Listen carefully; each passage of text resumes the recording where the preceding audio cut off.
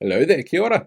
It's easy to forget with the barrage of bad news that we get that there's often some good stuff happening as well. Like how yesterday, police made the first arrests of Destiny Church linked members of the group which overrun the Te Atatu Community Centre and allegedly assaulted a child and other members of the public in the process. Now, I say the first because the police were really explicit in saying more arrests are on the way. The police arrested 4 people and charged them, a 67-year-old man and 3 women aged 28, 19 and 50, with accounts of assault under the Summary Offences and Crimes Acts, and they're scheduled to appear in court on March 18, with more charges planned because of actions against 5 other victims that are yet to be laid. The next question, though, is will Brian Tamaki end up being swept up in this directly? Tamaki wasn't at the event, and his messaging on this has actually flown in direct contradiction to the messaging from the Church-linked Freedoms and Rights Coalition, whose spokesperson keeps saying that they had no idea that this was coming, but they can't control their members, and they said that about this event as well as events at the Big Gay Out and Wellington's recent Pride event. But Tamaki claims he did know, and that he gave the order for the Te Atatu event and coordinated actions around the country. And that admission is what could get him into legal hot water. Remember that Summary Offences Act that I mentioned that was first used to lay charges? Well, Section 3 of that act is explicit in pointing out that inciting and encouraging people to undertake an act that's offensive, riotous, threatening, and disorderly that will likely end in someone being hurt or property damaged is breaking the law. And that person would be liable for up to 3 months in prison or up to $2,000 in fines.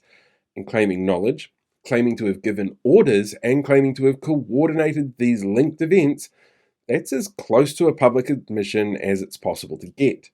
But ramifications for his actions may take a bit of time to come to any outcome, if at all. Police are currently looking directly at the event and those impacted, and looking at a wider contributing factor would be a step further down the line. And realistically, the punishment here for Tamaki is next to nothing. Thanks to the tax-free status of all the money he brings in from his followers, a fine that size will mean nothing.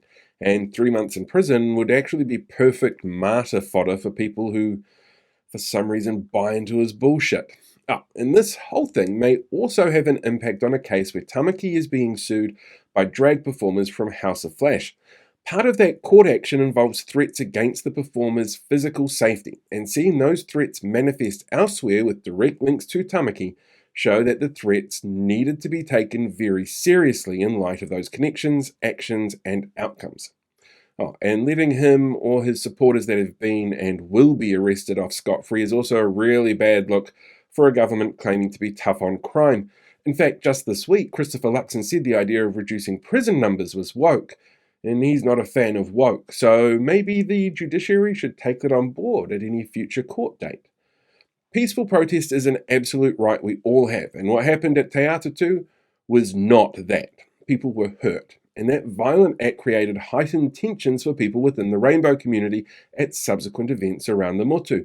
It was an intimidation tactic on top of a violent act that has created some issues. And here's where some change could actually be made.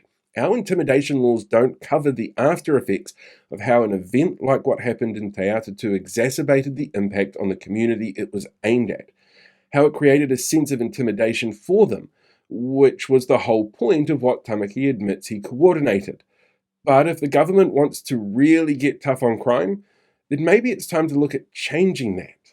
How about while we wait for more arrests and more charges for thugs who did this in the first place, the government starts doing some work on how the actions of a group to create intimidation over a number of days or events could be something that's really, really dealt with properly.